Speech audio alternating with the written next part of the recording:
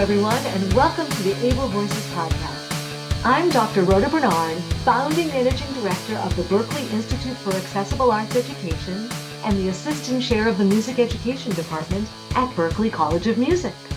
And I am proud to present this podcast featuring disabled artists and arts educators. We are inviting artists with disabilities to be guest hosts for the Able Voices podcast. Today's guest host is Rivky Grossman.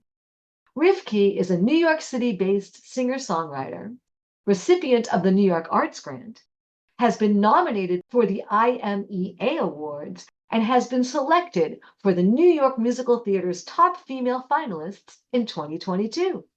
Her song, Hear Me Honey, was produced by Grammy-winning Amy Lee of Evanescence. Rivky's music has appeared on PBS's Mysteries of Mental Illness. Her career jump-started composing for Off-Broadway, meeting her friend and cellist Brian Saunders, releasing their first album, inviting them to the Kennedy Center, and stages featuring Suzanne Vega. Other projects include co-creating a musical currently in development with playwright Vincent Grappelli. Rivky currently hosts Melody Left Behind, celebrating performers living with schizophrenia, psychosis, autism, and those who experience the stage just a little differently, pushing the boundary to welcome more neurodiverse inclusion on mainstream music stages, which often doesn't exist for every unique artist. Hey there, everyone.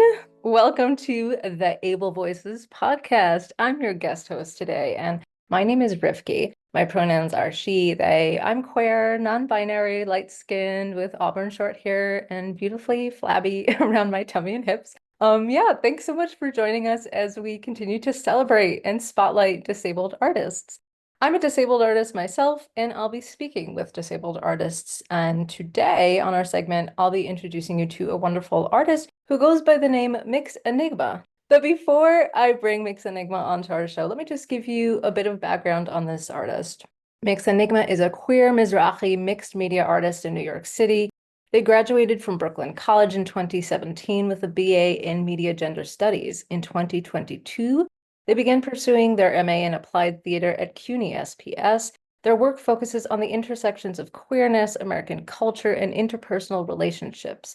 Their artwork has been featured worldwide, over 40 galleries in New York, including the MoMA, Bronx Museum, Tribeca Film Festival, Baccalaureate Academy, University of Chicago, Kunsthal Charlottenborg, and they held residencies at Brandeis Collegiate Institute at AJU for dance in summer 2017 and fall 2019, playwriting at Judson Memorial Church, Makerspace, New York City for sculpture 2020 to 2022, and Fountain House Gallery for Fiber Arts in 2022 to 2023, Governor's Island in the summer of 23.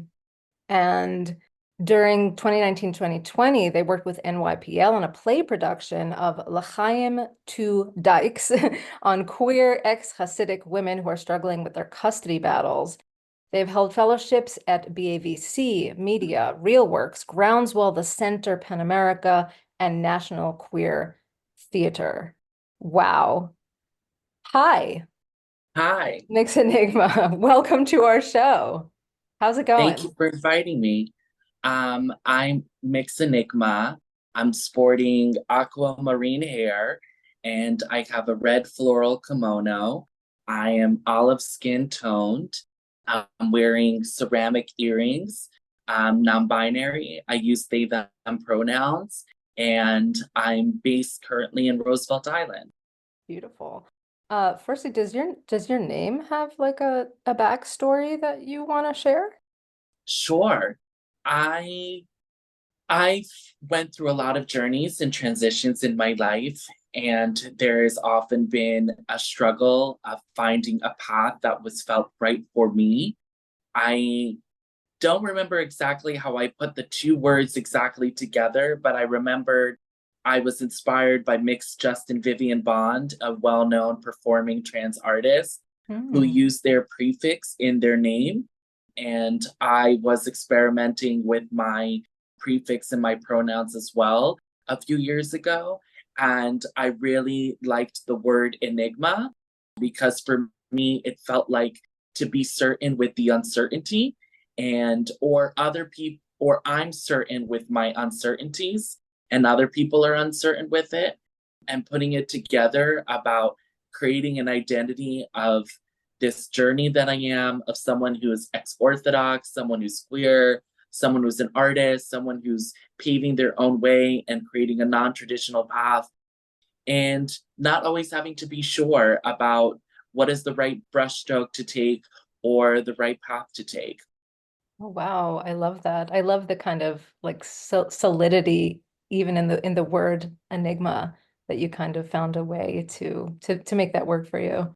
So yeah, where would you like to begin? I mean, you can start you mentioned something about your Jewish Orthodox background. Maybe you can talk a little bit about your upbringing and yeah, or wherever you want to begin. Sure. Yeah.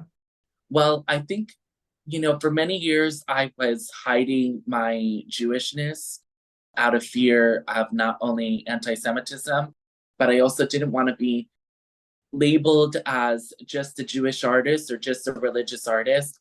And I was trying to recreate my identity. But at the same time, I couldn't fake an identity and pretend to be someone that I'm not. And I was seeing so many themes around religious trauma and around literature and text and heritage that was coming up for me, and ritual that was still important for me in Judaism. And I knew that I needed to incorporate it in my work, to not shy away from not only my past, but for myself, to be able to feel complete. And I started bringing those themes up and started acquiring a few fellowships in the process. I will say that I find a lot of Jewish fellowships and the Jewish Arts Foundations very exclusive. I've faced colorism, I've faced racism, I faced queerphobia, and a lot of rejection from institutions that call themselves liberal, and they have a very typecast narrative of what it means to be a Jewish artist. And they usually have like a typical Jewish film festival in America still wants you to talk about Israel in a center-right politics, talk about the Holocaust, or talk about very heteronormative stories. And it still is not expanding the wheel of, all of our identities and whatever it means for us to be Jewish. So you're still saying it's like one-sided. Very one-sided. And Mm. I mean, I don't even want to have to name names, but there is just the most quote unquote progressive Jewish arts fellowships, even in New York City, and they have no Jews of color ever. And that's a huge problem. And I don't want to have to be the pioneer to have to sometimes I'm fighting to open doors, and then the door closes on me for someone else to go through. So that's been also a struggle as an organizer and an artist. And I feel that I have an easier time sharing parts about my Jewishness to a non-Jewish audience that has been more received. Back in 2017, I made a short doc called Bubby and Them, and it was about intergenerational stories about building chosen family between a disabled feminist Bubby and her Mizrahi genderqueer grandchild. And from the numerous of film festivals that we got into, only 2 of the venues were Jewish. One was a film festival in London, which was a streaming platform, and one was a very, very progressive synagogue in New York. But this film that was so Jewish at its core, the Jewish world did not open up to me. But then ironically, I wrote a film review for Hey Alma, which is like a Jewish pop culture, mostly geared towards millennial women. And I did not know when I wrote this article that they had permission to be able to reshare it and resell it without me getting a profit. Wow. And before I knew it, within that month, my article was sent to nine major Jewish press, the Forward, the Jerusalem Post, the Jewish Inquiry, the Examiner, so on and so forth. And all these people were congratulating me about the article. And I was like, I didn't know that it was there. And I Oh, was so only without your able to get, consent. Wow. not only that, I was only able to get from out of the 9 platforms, 2 of them I was able to get some pay for article. And the thing that hurt the most was these other platforms rewritten the title of the article, and they written it to make it sound very, what's it called? I won't even, not even say exoticized, just very tokenized. It was like, here's a queer Mizrahi person that was homeless and taken in by a bubby. And that wasn't the story. And they made it a story about destitution. I got the press that I was looking for, but not in the way that I hoped to. And I felt, here's the word, sensationalized. I felt very sensationalized. And yeah, it I seems to be feel a common thing, unfortunately, in our industry, right? You know, they kind of like, make it kind of smooth for the audience in a way. So your voice really wasn't fully heard and without your no, consent. no. Wow. And Wow. it was something that I learned about when writing articles for different publishers, of making sure that you have rights over where it gets published, and also making sure that you get some money if it gets republished, and looking into that contract. And so, I've had a huge conflict with my Jewish identity, both in terms of spirituality, both in terms of creating art, and also engaging with the Jewish arts world and the Jewish world in general. And the progress needs to not come from me. It needs to come from the people that hold power and want to uphold all of our voices. I mean, I have a question actually about the Jewish Orthodox upbringing and your identity, but before I ask you that, do you find that also, like, being a person with a disability, does that also like affect you in the way that you're sharing your work right now? I mean, both as a Jewish, artist, but also, with somebody with a disability. Can you tell us a little bit about your experiences, being disabled in the art world as well? For sure. There was an organization recently that I experienced rejection from after being there for 5 years as a teaching artist. And they did not want to hold accountability for not only people who were queerphobic and who were sexist, but at several retreats that I was a member, I shared with the nurse about my mental health challenges. And I was told after that retreat, when I tried to apply for a higher leadership position, that quote unquote, I don't have the executive functioning to be a leader. And that was a very ableist statement. Wow. And and they told me that based on their assessment of my mental health, that I pose a risk to their community. I am someone who's high functioning, and yet I feel very stigmatized. I feel often my voice is stigmatized, that when an average person of privilege is ranting about something that bothers them, a Karen, for example, someone will listen to them. But when I get angry or when I'm venting, I'm seen as this delusional, frustrated person, which is just totally not okay.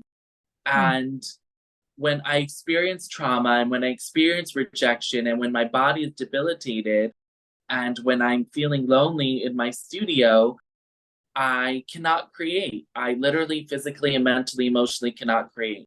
And it's hard to feel like, do I have a voice? Do people want to listen to my voice? Where will my voice be heard? Am I just rambling or ranting? I have those voices as I'm creating of these insecurities around whether or not I'll actually be received. So there's a lot of self-care that needs to go into my practice compared to, a typical able-bodied creative. Sure, sure. That might lead me, maybe this is connected to what you were just talking about, and maybe a little bit back to both your Jewish Orthodox upbringing and your identity and, your disability and being an artist. Like, do you sometimes find that maybe you have like some healing from it, as you had mentioned prior, like do you think some catharsis, like, comes out of the work you do now? It sounds like you were saying earlier, like maybe you try to hold space for both, but as your name presents, maybe it's a little bit uncertain in both areas. But some artists like would say they found like they find it painful at times to channel certain kinds of creativity because of the triggers, as you put it. But maybe that can also like bring out, right, like the best kind of work as well. Like maybe you can just share a little bit about what your experiences are when you're doing like any specific kind of art, and maybe there's a specific painting or something, or in something in film that you've done that brings that out. Maybe you can share a little bit about it. I think for me, a moment that gives me the most joy in my process is when I take something that is troubling in my life and I convert it into a moment of light. I'm trying to think, let's say I made a series around domestic violence, right? And then I have an exhibition and I have a shared conversation with people coming forward and talking about their stories. That is very empowering and very healing when I know that I could take something so dark and create it into a moment of truth and a moment of healing for other people. And it is a journey. And I'm going to quote another well-known ex-Orthodox artist, Sara McLachlan. And Sara McLachlan, who was a mentor for me, I remember I asked her a few years ago about how can I go into my issues without being hurt? And that was like a very naive and ideal place to go. And she said, well, either you don't or you have to dig in, right? Like to get your laundry done, you have to remove all the layers and put it in the wash. Right. And there's really no way of avoiding it. And you have to dig deep. And it's a challenge and it's a burden and it's an opportunity at the same time. Right. Wow. So with film and TV projects, tell us some of the stuff you worked on. And wait, did I read something about you making history in the summer of 2018 as the first non-binary host on an American public TV network in Manhattan, like Manhattan Neighborhood Network, where they produced the first season of Queer Justice? Cool. Yes. I mean, not to mention that I think you participated in the Tribeca Film Festival, some stints on HBO and like Brick Media. But yeah, tell us a little bit about it, and maybe we can share with the audience a little clip. Sure. So I was in AmeriCorps in 2017 till 2018. And it was very interesting that in AmeriCorps, as an urban farmer, we were focused on food and racial justice and that intersection. And the program really wanted us to focus on the urban issues that were at hand, but didn't want us to talk about domestic issues that were also impacting us.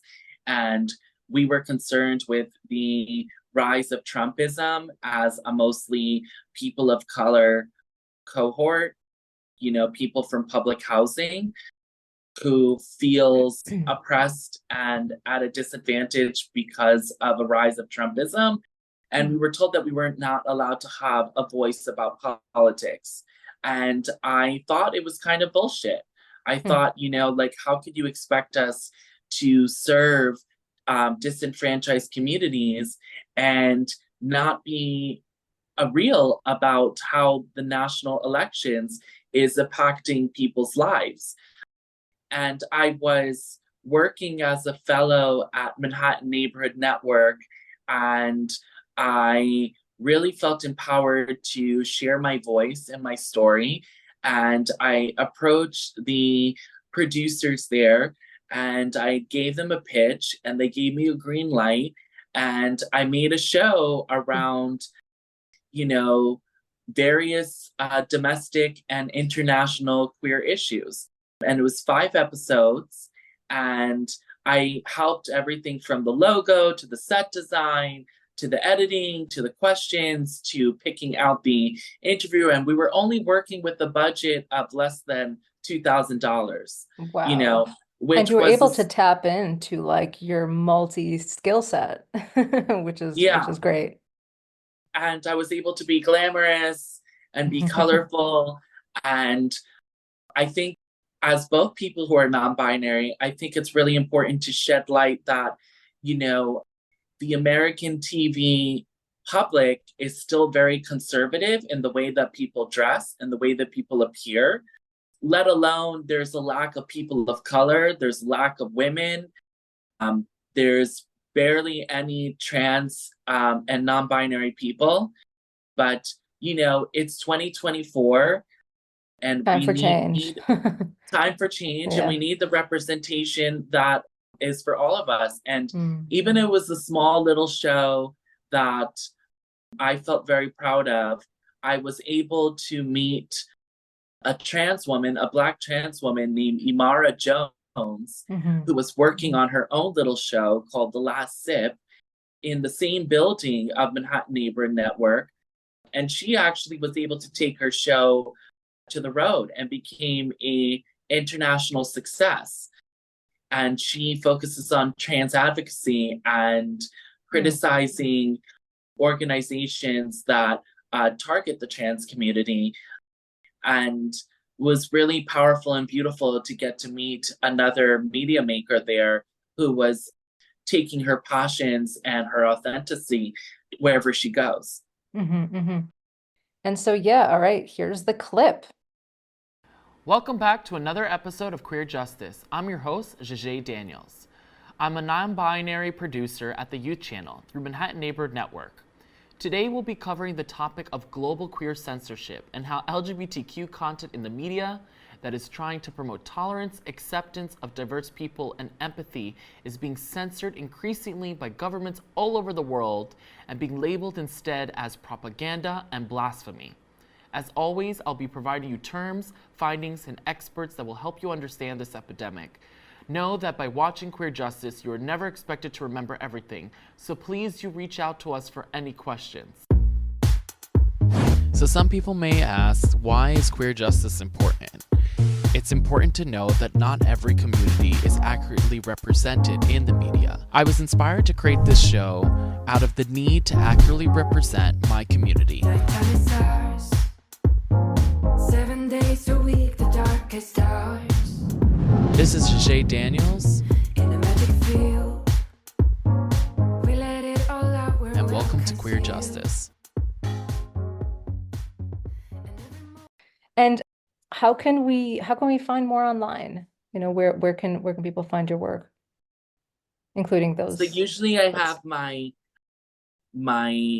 artist handle tattooed on my fingers when people ask me to meet me, and I give them like a little fist bump or I make them read it and then be able to find me on social media.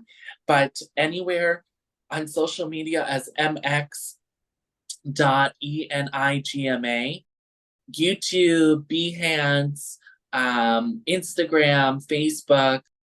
I have a few collectives also on Facebook for minority artists, the Trans Writers Collective, New York City Queer Artists, Queer Media Network. And over the pandemic, I was able to acquire about 5,000 people to join these collectives and to mentor each other and to give each other scholarships.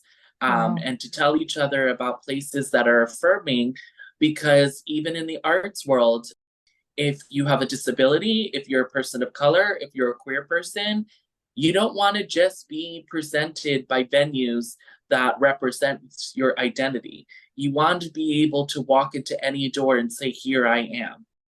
And similarly with what I mentioned and critiqued about the Jewish Film Festival world, there's many other niche venues for people of color or for queer people or even for people with disabilities that are being told that they need to have a very typecast identity to present their work.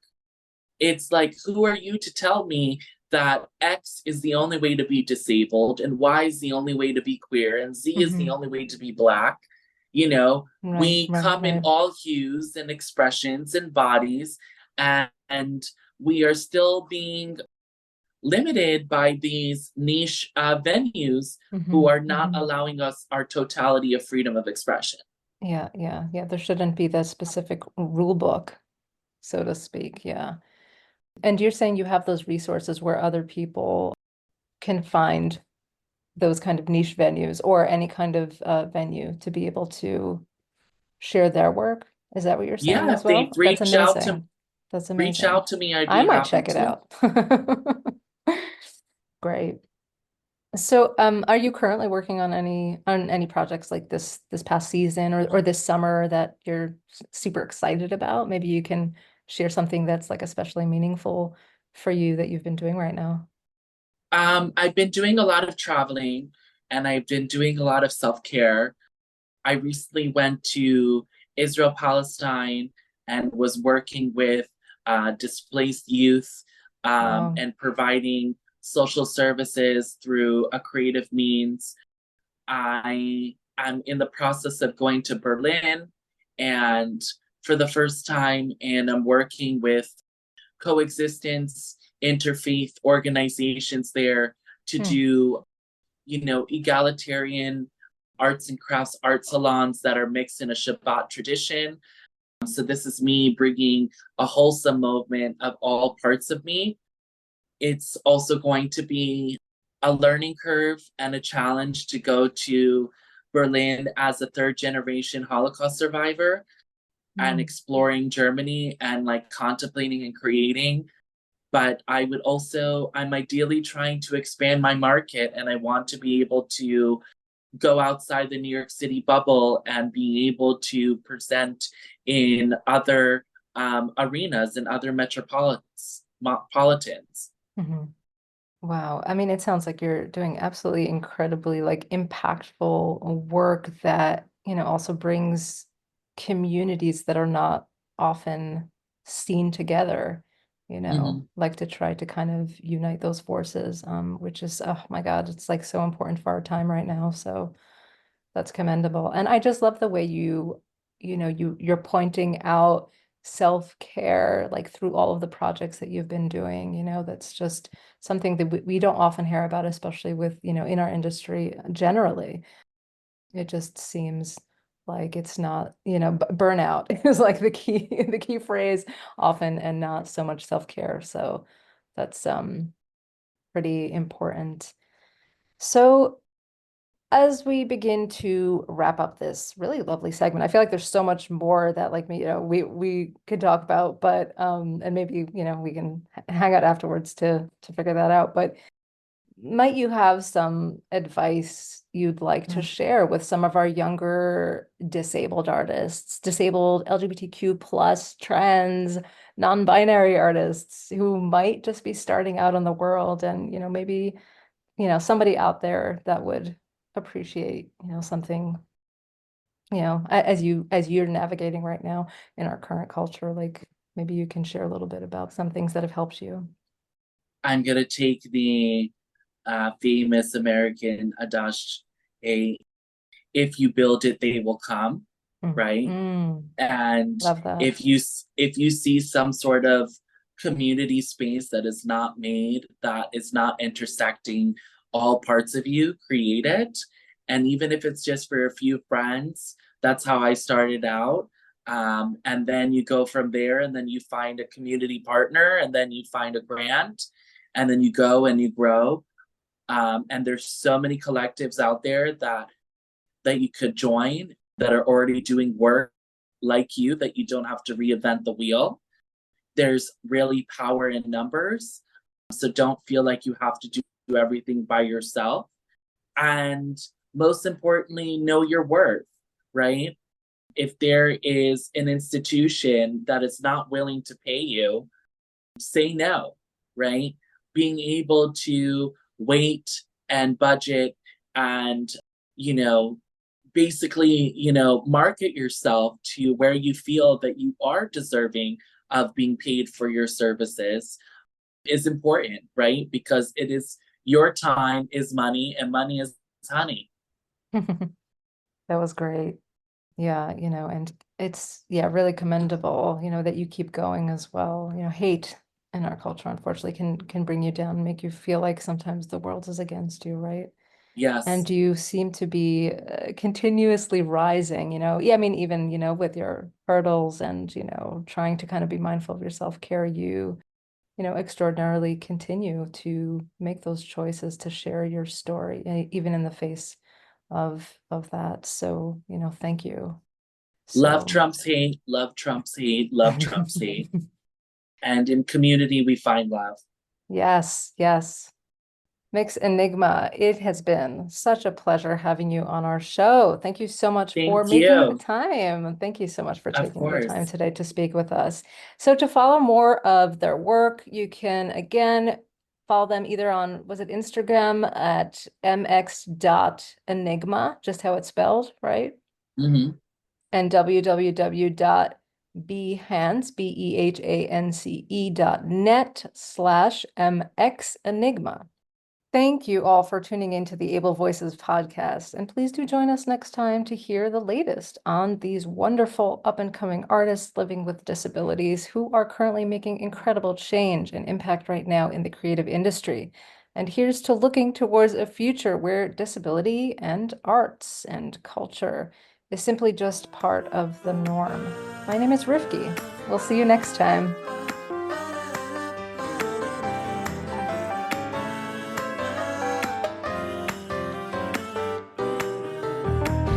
Able Voices is a production of the Berkeley Institute for Accessible Arts Education, led by me, Dr. Rhoda Bernard, the founding managing director. It is produced by Daniel Martinez del Campo. The intro music is by Kai Levin, and our closing song is by Sebastian Batista. Kai and Sebastian are students in the arts education programs at the Berkeley Institute for Accessible Arts Education. If you would like to learn more about our work, find us online at berkeley.edu/BIAAE or email us at BIAAE@berkeley, that's LEE.edu.